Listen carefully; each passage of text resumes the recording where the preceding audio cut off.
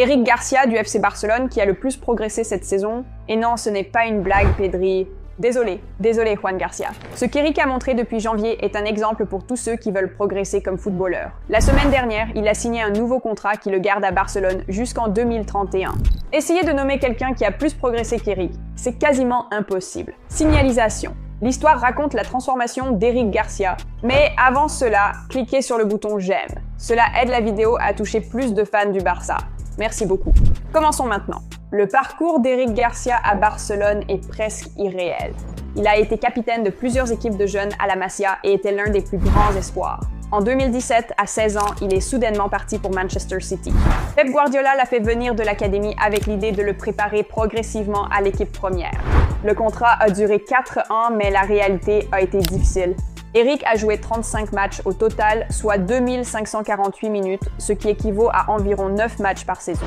Avec une concurrence comme Ruben Dias, Laporta, Ake, Stones et Otamendi, percer n'a jamais été simple. Malgré les éloges de Guardiola, Eric a pris sa décision finale avant le début de la saison 2020-2021. Il voulait retourner à Barcelone. Son histoire de retour s'est transformée en véritable montagne russe. Beaucoup de joueurs se seraient effondrés sous une telle pression. Voici ce qui s'est passé. Lors de la saison 2020-2021, Barcelone était en crise en défense centrale. Umtiti n'arrivait plus à maintenir son niveau. Lenglet déclinait rapidement. Araujo commençait sa première saison complète avec l'équipe première. En réalité, le seul défenseur stable était Gérard Piqué. Ronald Koeman venait de prendre le poste et a immédiatement déclaré qu'il fallait un nouveau défenseur central. C'est alors que Barcelone s'est tourné vers Eric Garcia. Et Eric a lui aussi fait son choix. Il a refusé la prolongation de contrat de Manchester City qui est officiellement revenu le 1er juillet. Et j'explique. L'arrivée de l'Allemand a permis de garder plusieurs joueurs clés pour la saison 2024-2025. Inigo, Eric, Rafinha et Lewandowski. La direction, à la recherche de fonds pour des recrutements, était prête à vendre Eric en janvier à Colmo.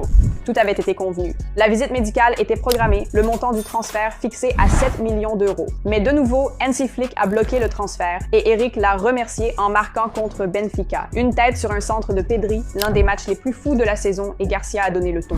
À la fin de la saison 2024-2025, il affiche de solides statistiques couvrant 2 postes. Défenseur central, arrière droit. 45 matchs, 5 buts, 3 passes décisives, 2104 minutes. Après le départ d'Inigo cet été-là, il n'a plus jamais été question de vendre Eric Garcia. Et cette saison, il est le leader absolu en minutes jouées, 1681 minutes.